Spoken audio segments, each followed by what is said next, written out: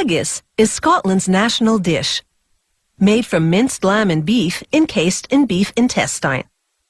While quintessentially Scottish, historians believe haggis actually originated in ancient Greece and eventually made its way northward with the Romans to Britain.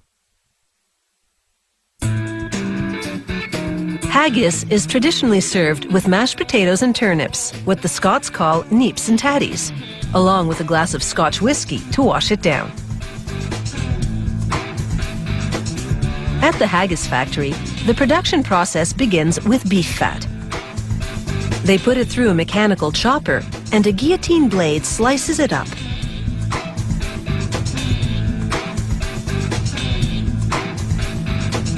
The chunks of fat go into a large cook tank. They fill the tank with water and simmer the fat for 2.5 hours.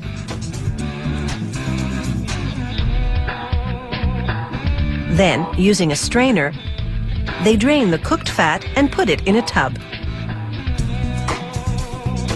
Then they empty the tub into a mincer.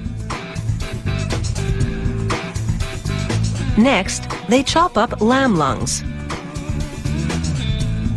Haggis recipes sometimes also use heart and liver.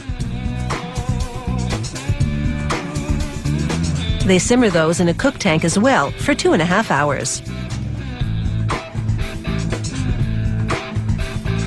Using a strainer, they drain and remove the cooked chopped lungs and transfer them to a tub.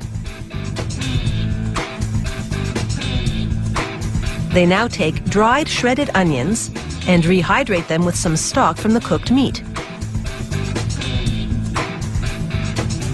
They pour the onion and stock mix into the tub with the cooked lungs, then empty the whole thing into the mincer to join the ground fat.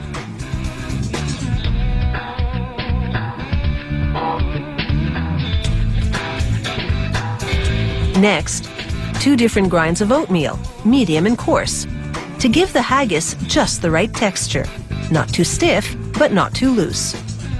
The consistency is key, which is why the grind proportions are a closely guarded company secret.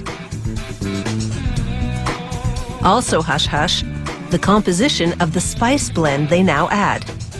All the company will divulge about this seasoning is that it includes salt and pepper. The oatmeal and spice blend now join the other ingredients in the mincer. And there you have it, the finished haggis mix, ready to be stuffed into casings. In keeping with tradition, the company encases its haggis in beef intestines. After a thorough cleaning, the intestines are stored in salt. Before use, they soak in cold water overnight to desalinate. This also softens them up until sufficiently pliable for the stuffing process. On the filling line, workers slip an intestine over what's called the stuffing horn. Then, with a knee, activate a lever that triggers the machine to pump out a set amount of haggis mix. On this run, they're preparing the 453-gram size. They close the casing on either side with a thick aluminum staple.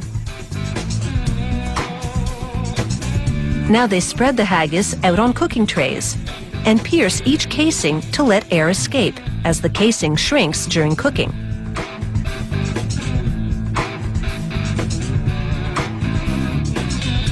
The temperature inside the steam oven is 110 degrees Celsius. The haggis cooks for 1 hour, during which the casing shrinks and forms into a ball shape. Once the haggis come out of the oven and cool, workers cut them apart. Each haggis goes into a printed plastic bag, then into a vacuum sealer. The machine draws out 99.9% of the air before sealing the bag. This vacuum packing process extends a 7 to 10 day shelf life to 4 weeks.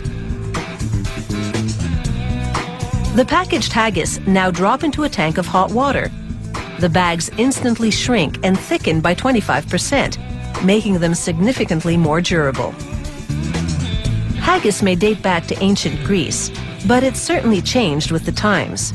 This company also makes a 1-minute microwavable version, a canapé format, and even vegetarian haggis. Far beyond what Robert Burns could ever have imagined.